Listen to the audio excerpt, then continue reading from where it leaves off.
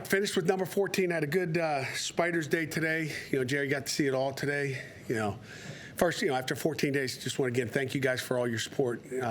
Every day through spring. Want to thank and congratulate Jerry for his graduation into real life, and you and Tess hopefully are going to get a chance to get around and travel a little bit. But thanks for all you do. I don't know who's going to take over for the injury questions, but okay, we'll get somebody to, guess what? You'll be gone, but we'll be still talking about you. We might have to just kind of pretend Jerry's sitting there in that first seat there. But enjoy and appreciate everything you do. 14 in.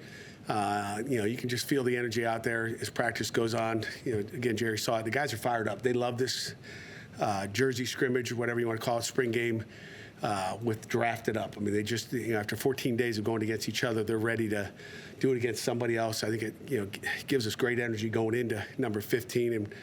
And as we've talked all spring, we want to finish. We talk about getting, 3% better every day.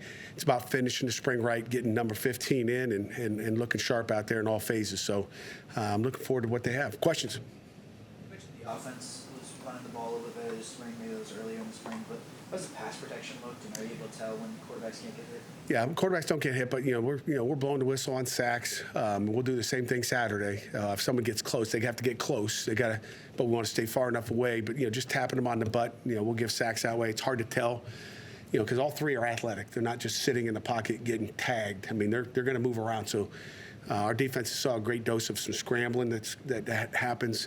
Because all three quarterbacks can beat you with their feet, okay?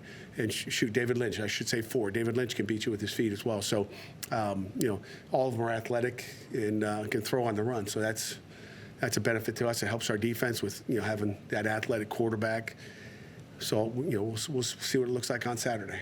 That CJ Coffee, the guys coming up behind him, the playmakers. Do you see those guys have potential to be playmakers in September? Yeah, we've got a lot of young guys. I mean, we talk about TK. You saw Cam Sapp have a nice touchdown, and the guys got all excited today. It's a good, young group of skill guys, whether it's Sean Lee at the secondary or TK and Bryce Yates. We probably don't say enough about Bryce Yates. He had another nice catch today as well. So really that freshman class of receivers we brought in are pretty special. What position group do you think has improved the most over the course of spring practice? Oof. Boy, Amanda, I hope every one of them. We talk about getting 3% better. And, on Saturday, we'll give out our Ed Conway Award winner. And that's hard, okay? That is really hard because there's a lot of guys that got better. There's a lot of guys that got better. And, again, if you get 3% better, if you get 1.5% better every day, we shoot for 3. But if you get 1.5% better every day, you're getting a lot better. But we became a better football team overall. Each individual, there's not many guys that didn't improve. But, we'll find out who that Ed Conway Award winner is. We'll give that to you on Saturday at our breakfast. But I'm happy. There's a lot of them. I couldn't tell you what position group, because if it's only one position group, then we probably got issues and not satisfied. So, I think we got better, O-line, D-line. I know we got better receiver. We got better in the backfield. Our quarterbacks are better. Our secondary is better. Our linebackers are better. We're our kickers. There's big kicker questions with, Ben Saul's leaving, but, we got a kicking battle on. So, everybody got better. I was talking to Junko before practice when the kickers were kicking in our field goal period, and he's like, man, how much better Sam Carpenter got. Like he sees it. We see it. Everybody sees it. Hopefully you'll see it on Saturday. At secondary, are there things you can do in these practices to simulate the communication, and how do you feel like those guys are? Yeah, there's, the communication's critical. That's what we talk about every day, Jeff. The communication is critical, and it couldn't be a better offense to go against because it's not like it's slow tempo.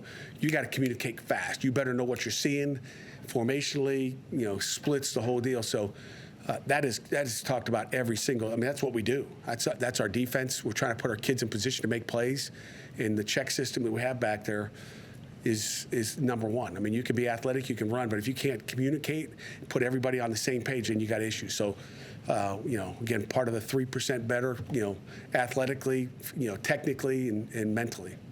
What have you seen from the guys at defensive end, other than Jimmy Scott? Is there a guy or two that are sort of pushing right now for maybe a top spot on the other side? Yeah, still a battle, but like when you look at it, man, I look at Jimmy Scott, again, he was a good player for us last year. His motor's running all day long now.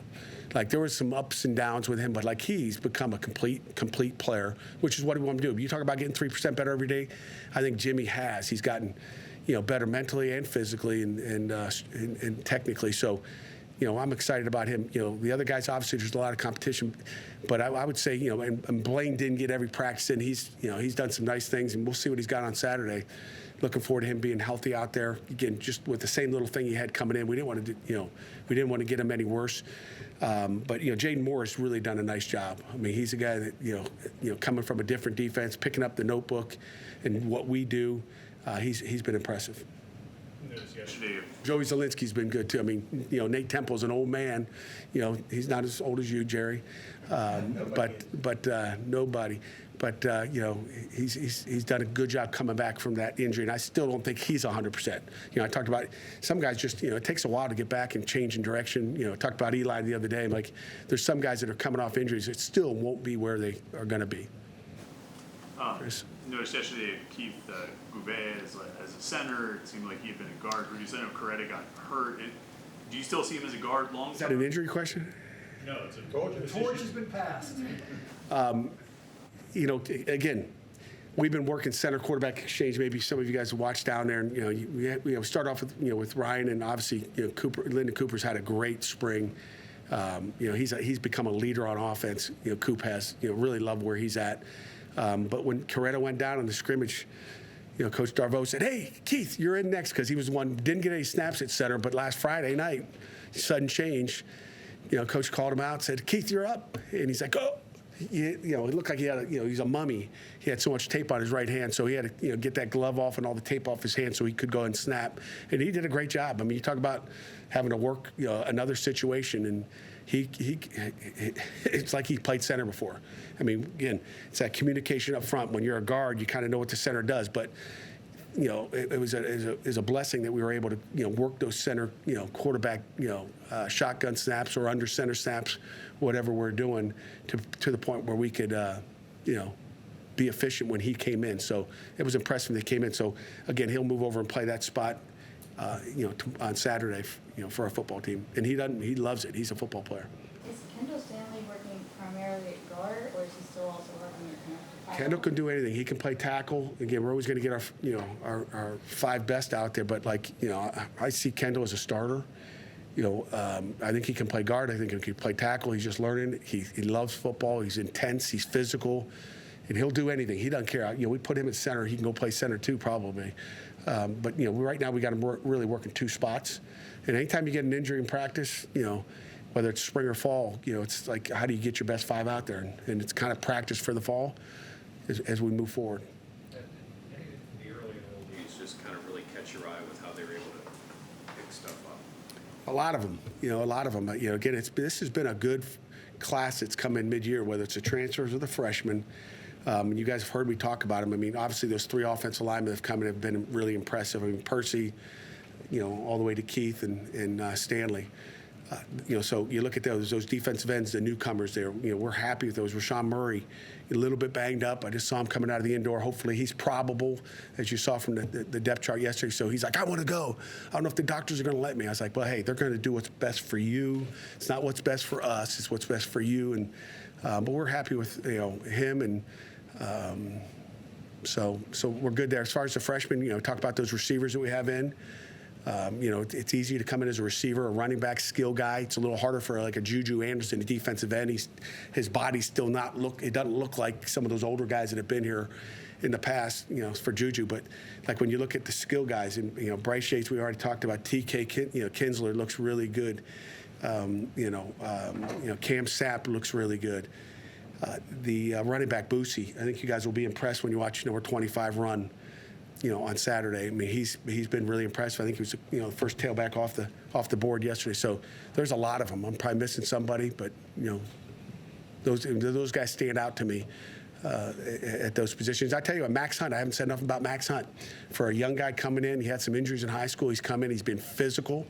He's been impressive. He really has. And for a true freshman to come in and make it through 15 practices, not miss a day, and stay engaged and continue to stay with the installs that Coach Bell's thrown out there, I think he's done an excellent job. This one's off the beaten path a little bit. Oh, boy. Just one out there. That's right. Heck yeah. Shoot. How much more are you consumed by off-the-field stuff, personnel stuff, financial stuff regarding your team than you were 10 years ago?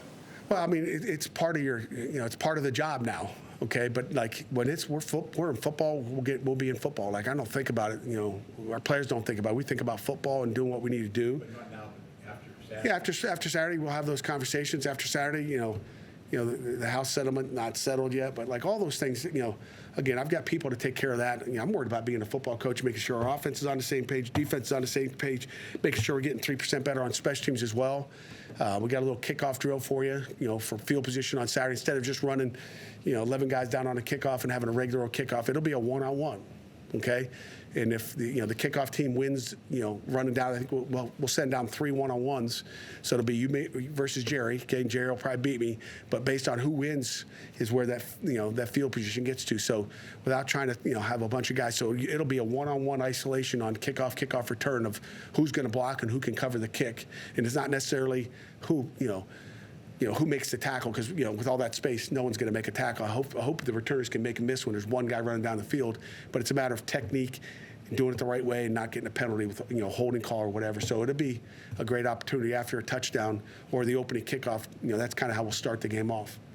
When you put this, No. when you put the staff list up yesterday, I noticed Joe Sayamala's name on it. Who's? Joe Sayamala. Yep. How did that come about, and did you know him before? I didn't know him before, but I got some great phone calls on him. Obviously, I talked to his son. He lives I could probably throw a rock and hit, his son's house from my house. So, there was interest. Obviously, he's coached at a high level. Joe's a heck of a football coach. We're blessed to have him on our staff, and probably later we'll talk about maybe some of those extra support guys once we're finished with everything there. But we lost a strength coach last week. Delvon Gordon left for the Houston Texans. Great opportunity for him. So we thank him for all his work at Pitt, and we're excited for the next guy that comes in. We already got a guy in mind. We won't get into it right now, but so we'll kind of make you got to kind of wait till everything's the dust settles, in my opinion, before you say where you are. But we're happy to have Joe. He's done an outstanding job helping out in that D-line room, and not only coaching and having ideas, but building relationships with our players. Just building off Jerry's question, one of the things you are going to have to do is seemingly be at 105 in July. I think I counted 102 on your roster now. You've got 7 or 8 freshmen coming in. How are you going to approach that process of making sure getting your number where it needs to be? Yeah, we don't have to be at 105 in July. That's the first thing, okay? We don't have to be at 105 until classes start, from our understanding. So we get to compete through August, which is important. You find out what your depth is. Chris, if you pull a hammy in, August 1st, if you're not healthy, we don't have to count you into 105. That'd be a major. So, hearing that from our people up on campus, that's a bonus. Okay, so you hate to lose 5 guys for the season, and all of a sudden now you're at 100. Like, it's hard to run a program with 105, but if you're already -5 going into the season, that's critical. So, so when this, I think it's the first day of classes or when camp is over, it's that late. It's post camp. So we'll be able to find out, and there'll be a lot of competition going on in fall camp, which makes it great for everybody. So you got to earn your position, and then there was talk yesterday with the house settlement. So who knows? Anybody that's cut those guys loose early, and kind of said, oh, it's going to be 105, let's just get rid of them now. We're not doing that. That's not fair to the kids. I'm hoping, they talked about a grandfathering into it. I guess Judge Wilkins is not real happy with that, which is great. So who knows? Maybe we'll have 110 or 12 or 15. Who knows what we'll have? I don't know. There's so much unknown. You would think you would know. The one thing I know is they're saying, the date for when we have to be at the 105. But is it going to be 105? Is it going to be? We don't know. So we got a lot of guys still competing, and again, it continues on Saturday.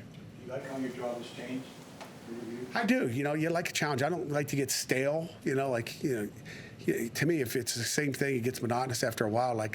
hey, it's all part of the job. It's part of the challenge. You embrace it. There's always going to be change, whether it's rule changes on the field or rule changes off the field. So, you hope, it gets straightened out and cleaned up a little bit. But whatever the rules are, we play by the rules and do what we have to do.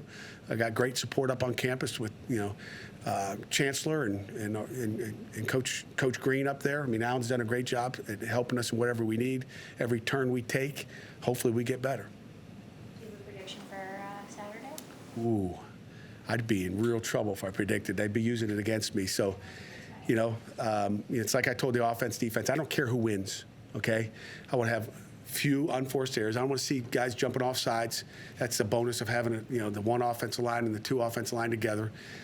It's hard to say who's going to win. I think it's a balanced draft. I really do. There's still some, as I told our team this morning, there's still some coaches trying to bargain for some late trades in the draft to try to, make things good. But to me, I'm going to be happy either way. A 27-21 game, I'd be happy. If it's 7-0, I'm going to be happy for the defense, not happy for the offense. If it's 54-51, I'm going to be happy for the offense and ask them what the defense is, doing out there. So, there's, I take no colors. I'll come out and hopefully wear black. EJ, make sure Dantas gets me some black. He might have gave it all to Gruden already. I don't know if we have anything left in the equipment room, but I'm rooting for Pitt to stay healthy coming out of this game, and again, points scored on offense. You have to score to win, and you got to play great defense. So it'll be a battle, and sometimes there'll be some weaknesses that people will try to expose based on how that draft went. And that to me is the part of coaching. Is now it's our offense and defense staff's job to find out who the weakness is. Like if I know Jerry's the right end, I might have to put a running back over there and chip him so we can protect the quarterback. So those are all part of what I expect to see on Saturday is find out who that personnel is. If Jerry was playing corner, we got Jerry check. So if Jerry goes in the game, we know we're going to throw it at Jerry. So we're see if you got any deep ball skills. Definitely third league. That's right. I like it, man. Where we're at last year compared to this year, man, I kind of felt like last year we only had about, 4 to 5 guys that could, play that we trusted, This year, man, I think we're going to be in the 7 to 8 range, I feel really good about some transfers we brought in. Obviously, we got some guys back that played last year, and then, what's been real impressive with the 3 freshmen that came in. I mean, just for guys that just got here, man, just learning the system, making plays, being coachable. I'm excited about our depth there. I think our offensive speed is going to be faster. Hopefully that will translate into create some more explosive plays, so we ain't got to drive it, 13 plays down the field, So that's kind of the expectation this year, is hopefully we can stretch the defense vertically even more, and which will kind of help everybody out. You had 3 transfer offensive linemen. What were you looking for when you were recruiting that position and trying to add to depth there? I mean, really 2 things. Me and Coach Darver kind of keep it simple. We want athletic guys that can bend. If you're gonna try to get the ball in space and move people laterally and build a pass pro, you got to be able to bend like an NFL lineman does. You got to build a pass pro, right? So that's number 1 thing. And number 2 is we want to be tough. It's not always about how tall you are, or obviously length matters, right? Like we care more about arm length. And that such thing, but we want guys that can move, that can bend, and that are tough. That show that they are powerful, tough football players on film. And I feel like we hit on all 3 of those guys, which is good to see, man. They're all 3 tough kids, and all 3 can move. And, just spring's been great for us compared to last year, just because in the run game, we're getting a hat on a hat a lot. Like we're not having a lot of free runners, not as many negative runs. And it also shows, even our O-line with Coach Stack, man, Bear's down 20 pounds from last year, Our guys are in great shape right now up front, and we're moving really well, so I'm excited where we're at. How important was experience as well, getting guys who might be ready to play right away? Yeah, I mean, experience is obviously the number 1 thing. We obviously wanted competition. So to me, it's my job as the offense coordinator to bring in competition, right? It's my job to have. I don't want just 5 linemen that can play. I want 10 linemen that can play. You want to try to be at least 2 deep everywhere you are. Does that make sense? So same thing at receiver, right? Like we want to bring competition. So bringing in guys that played a lot of football. that started, that showed that they've experienced, going through ups and downs. That matters because, like I said, in the seasons, they're going to be up and down. There's going to be times where things are going great, and there's going to be times where it's not going very good, right? So, it's good to have guys that have been through those things and understand what it takes to try to play consistent football. You mentioned Ryan losing weight. What have you seen from him this spring? Bear? Yeah. Yeah, he's been awesome, man. I think he was really pissed off about last year, just being honest. He felt like he could have played better. And so I've just seen him, man, just, his from a lot of people take off breaks after the season, and next thing you know, I see him, he's already back training, during December, during Christmas and stuff. So seeing him, he didn't really take a break. He just wanted to get better and better. And just the way he's transformed his body. And now he really understands the offense and what we're trying to get accomplished. And so just seeing him just be more consistent this spring, that's what's been the great thing about him, is that, he don't really have the boneheaded, the couple like just shoot sacks or missed blocks, right? Like to this spring, he's been super consistent and just getting a hat on a hat and playing with low pad level and just understanding what we're trying to do with the pocket with the quarterback. So I'm just excited where he's at, and as a leader, man, he's a type of kid that's really hard on himself, So he's going to expect more from himself than he does everybody else, So that's what you want as a leader, a guy who shows that. Kate, how has it impacted your spring to not only know that you have Eli as a starting quarterback, but that he's been a year in your system? Yeah, I mean, it's huge. It sucks the way the season ended, with him out, like he missed so much time. Really the last, obviously four games or something like that, and then missing the whole ball practice. He didn't get any reps there, and was having surgery and all that. So, but for him to come back, man, and get cleared right before spring ball, and he's still not, like I said, 100% with his, with trust in his ankle and his body, but just having him now mentally where, he understands what we're trying to get accomplished on the field. He understands in the meetings. Like now, he's starting answering the questions. Last year when he became the starter, basically the first week of the season, right? Like it was still a whirlwind for him. Like he was just trying to do what I'm telling him to do. Now he's starting to understand, like, by the time we get to the film room, he's like, yeah, I know I did this, or, yeah, I know what you want me to do here, Like he's starting to answer the questions, and once, as a quarterback, when you can answer the questions before the OC, tells you something, that means we're going to be in a lot better situation, You have Eli as QB1, but then you also have Julian, who has made a lot of strides. Yeah. Bringing in Mason as a freshman, sounds like he's been doing well as well. How important is that competition, not only for Eli, but for some of those guys as well? Yeah, for me, man, I'm all about developing, right? Like I think as a quarterback, you have to get reps. You have to spend time developing those guys, right? And, when I got here, just being honest, like, spring was hard last spring. I mean, we had 7 or 8 quarterbacks, how am I supposed to get everybody reps and really, see what they can all do? It's really hard, and then try to develop them, because they're just not getting enough. So, we made me and Coach just sat down and talked and said, what, we feel really good about where Duggar could be. And obviously Mason coming in, we felt really great about him as a freshman. And it's like, what? Let's see if we can develop these guys this spring, right? Yeah, we only have 3 on scholarship, but they're talented. And let's see how good they can get with a bunch of reps. I looked at our stat, I keep up with the stats every day, and we've thrown the ball close to 900 times this spring, So think about, mostly 3 guys got reps, right? So think about the reps they got this spring, just the experience of playing quarterback and running the team and getting rid of the ball and understanding coverage and how to handle hots, because our defense blitz a lot. So, just them getting the reps, is great for them. Duggar's taking a big stride just playing the position. He showed obviously in this bowl game that he's really athletic, man, and quarterback run and some things you can do with him is pretty cool.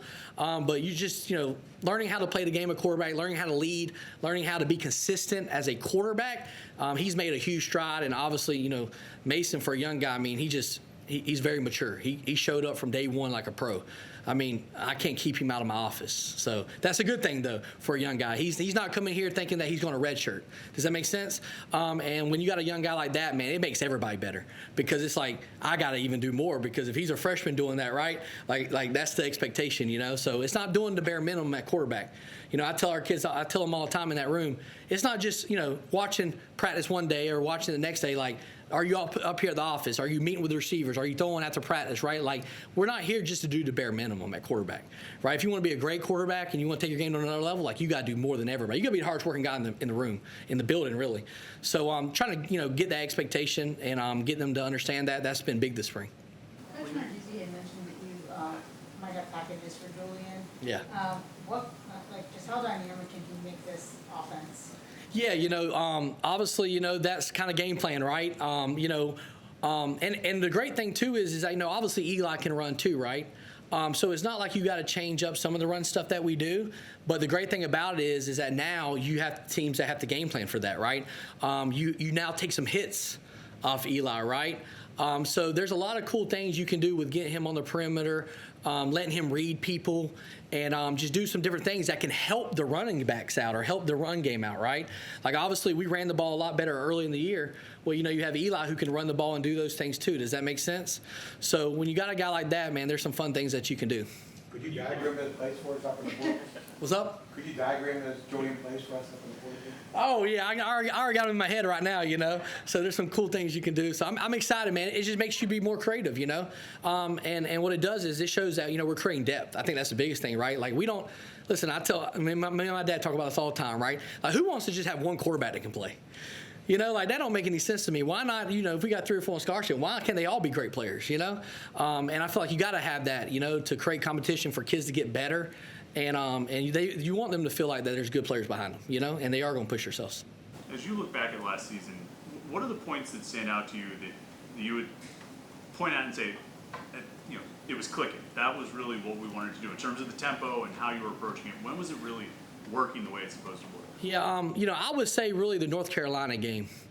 And the reason I say that is because from the first drive till the end of the game, we played a complete offensive game, I thought.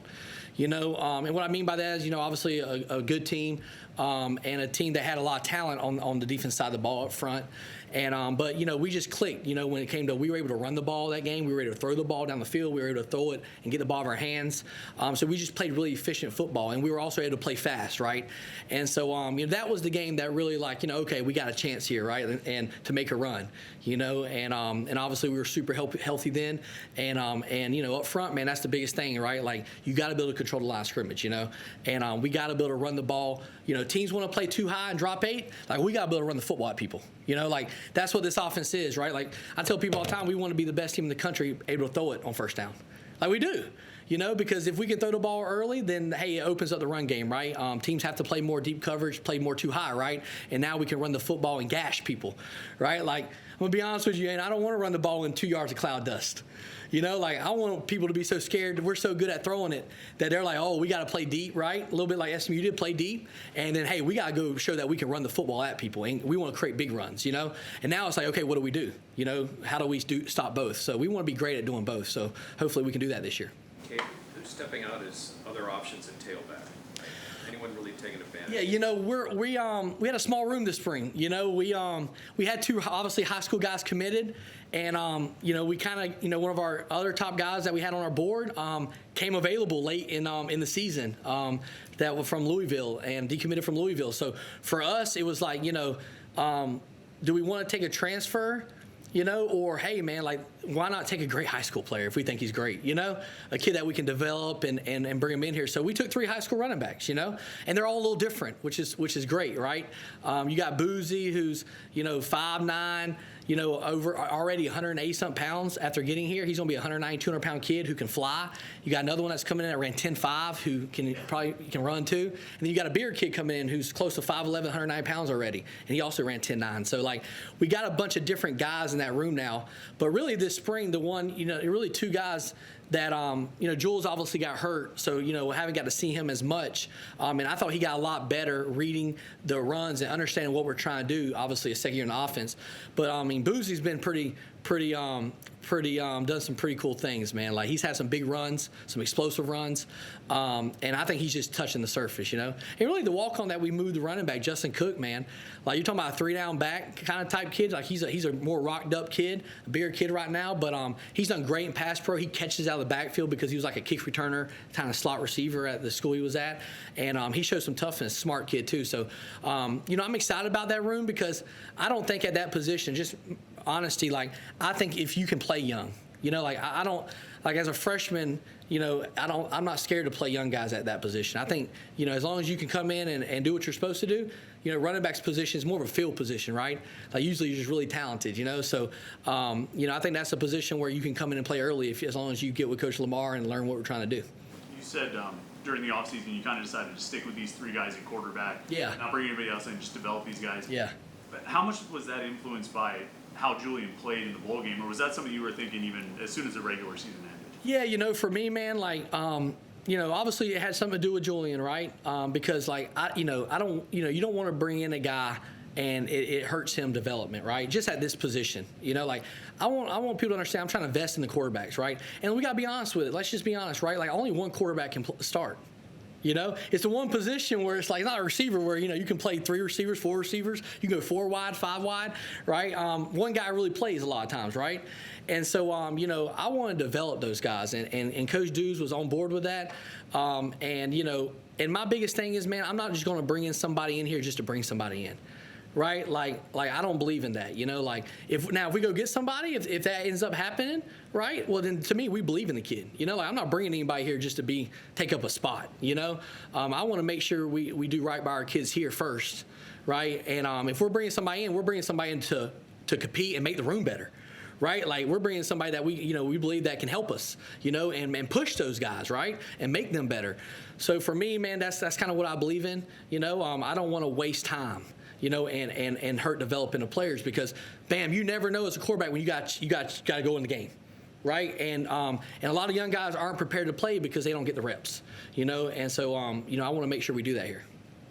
Year 2 means that all your players have more experience, but also there's a year's worth of film on your offense for the rest of the league. I mean, what kind of stuff did you guys do as a staff to zig when everyone else kind of has some adjustments ready for it? Yeah, you know, for us, man, you know, we're kind of used to it. If you want to be honest with you, you know, it's just like when I got to Western Carolina, people were, you know, we weren't very good on offense the year before, right? And we had some disrespect. People were disrespecting us early in the year, right? And we showed people that we could get guys open and we could game plan it and make some and create some plays. And so then people start changing, right? We started getting a lot of different stuff, a lot of different coverages and a lot of different fronts. And so it's up to us, right, to understand. Okay, now we understand exactly how teams want to play us, right, and what they're going to try to do. And obviously, you know, it's more film on our players, right? You know, like, okay, what did Eli do well last year? What did he not do well, right? And so we have to do a better job of maybe hiding, right, some of the things he don't do well, and hopefully develop those weaknesses this year, right? Things that he didn't do well last year, right? And obviously for me, right, like understand, you know, that's what's tough about, I think, being a really explosive and teams are kind of scared of you offense. You know, we didn't get as much bliss at the end of the year. You know, you just watch the film. We got more 4-man rush, drop 8 stuff, right? So, you know, how can I obviously game plan the defense, right, by watching all this film, but also understand that, hey, this is what they're probably going to do to us, right? Let's make sure we're prepared and be able to make adjustments even faster. Does that make sense? And I think for being year 2 of the offense, you know, we understand the adjustments we need to make as coaches. We now have the iPads, which is awesome, right? But year 1, I think it's a lot harder to make adjustments when your players don't truly ever understand everything you want to do in your system. Does that make sense? And maybe there's some things you can't do in your system yet because it's year 1. You see what I'm saying? So now year 2, maybe we can switch things up quicker or adjust even faster this year and our kids can handle it because now, okay, we can, you know, add more to the playbook. Does that make sense? So that's what I'm excited about is now be able to, like I said, get those guys where they understand exactly what we're trying to do when we do make those adjustments. And, you know, and I know I've said this before, but I'm a lot different than a lot of OCs. I believe in this. My dad believed in this, but, you know, I don't script hardly anything at practice. And one of the reasons I do that is because I want our kids to be able to handle adversity, right? Like, can they handle things switching up on them like a game? Because, listen, if we can't make an adjustment after the second or third drive of the game or even the first drive, if we're waiting until halftime, you're going to lose a lot of games. And so our job is to put these guys in tough situations, stress them learning, right, and make them be in uncomfortable situations. So when we do get an uncomfortable situation and we do get a different coverage or something different, can our kids handle the answers? And that's what I want to see us do this year. Well, you know, it's becoming a new age in the winter. I think we were pretty close to 33% new players this winter as last year. And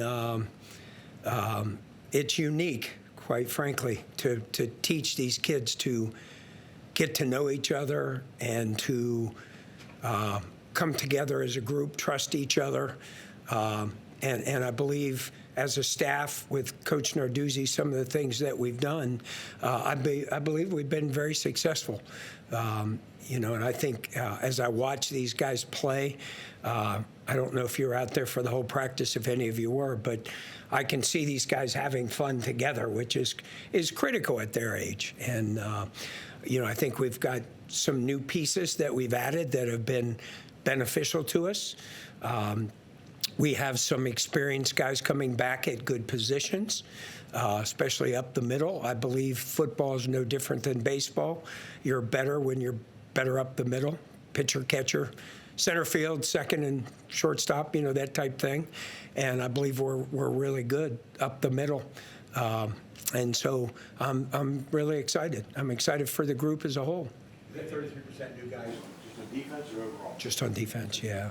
Yeah, and then some of that is obviously the new freshmen come in too, but they're just as new, so. Randy, Jerry's point, what do you need to see? Like, what are you really looking for in these type of practices from your guys? I'm looking at players, seeing who, at this point, I believe will be ready by the time we get to September.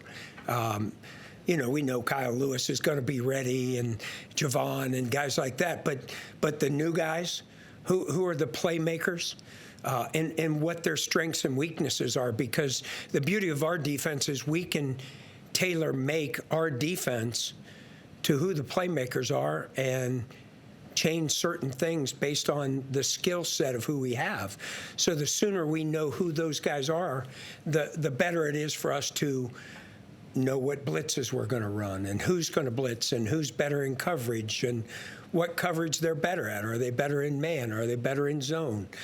So those generic, I know I'm giving a kind of a generic answer, but those are critical for us this summer to kind of look where we're going to go with the fall practice and what blitzes we might not be as good at this year as last year and so forth and so on. And so, I think that's a critical part of it. And quite frankly, where the depth is and how many we're going to have at each position and things of that nature. Other than those, the obvious answers, who do you feel like are some of those playmakers and people that have stepped up? Well, I'm probably going to miss some because I don't have everybody's name in front of me here. But I believe at linebacker, Cam Lindsey came along and made great strides. Jaden Bonds, who hadn't played a lot this spring, he got hurt, but he made an interception today. And, there's one thing to be out there, another thing to be out there and making plays. And you guys have been out there. You see all the takeaway stickers, and those show me that they're playmakers. And playmakers get us to the next level. Those would be two just at linebacker. Jeremiah Marcelin has made great strides and could be one of the three starters, and if not, he will be one of the four starters, if you will, which is a good problem to have. So at linebacker, I think that is really a good sign. When you go to D-line, our three guys that came in, Jaden, help me out. Jaden Moore has been tremendous. And guys like that have come in, Blaine Spires, another one, this is a very foreign defense to them. Both those kids stood up most of the time and were 3-4 outside backers, if you will. And now they're into an NFL style 4-3. And the quicker they understand it, the quicker and better they will be. And I think they came along very well. And so very excited about where those two guys are. And then, obviously the other kids have been here. But those two guys have come along and picked it up quickly and have made plays. So, and those two positions for us, as you know, if you make plays, you're going to play at the next level. If Lindsey has been mostly a star, how are you going to get him on the field with Kyle Lewis out there? Well, Kyle Lewis can't play every snap. We averaged I would say, almost 80 snaps a game. And so Kyle is good, but when you're tired, you're not great. And so, we'll get him out there, and he can also play to the boundary and play money. And in the spring game, he'll play some money. So that's the thing that I'm more excited about, is that he isn't now just a one-position player. He's a multiple position player, and that takes time. It's hard as a freshman, and now he's able to do that, and that gives us a great deal of flexibility, if you will, because guys are going to go down as they do in football. Safety, we're thick, as you know. Kavir Baines, come in, same thing. Picked it up quickly, not shocked at all. He made a lot of plays where he was at. He's not the biggest guy in the world, but he makes plays, and he's shown that this spring. So very excited about where he's at. He gives us great depth there also. And then, I think with Battle back after spring, we'll be really good at that position also, because we've got really the two guys that I felt really have had really good springs. Let's see, I'm thinking, who am I thinking of? Drip, and who's the other? Who's our freshman corner? Sean Lee. I'm sorry, I'm getting old. So, but those two kids have come out and played really well, and I would expect those guys to fight to be on the field a lot. And be great on special teams. So that gives us, a lot of depth with Battle, fighting through injury this spring. So I'm excited there too. So, yeah. How has Cruz, kind of leveled up this spring or leveled up over the offseason since? Cruz is a playmaker. Let's just be serious. He looks bigger every time I see him. He's got probably the most stickers on his helmet. So I would say to you this, he's got to take that to the fall. If he does that, who knows how far he'll go, because he's got that potential. He's still a fairly young guy, So that's the exciting thing with Cruz. But Cruz had a good spring.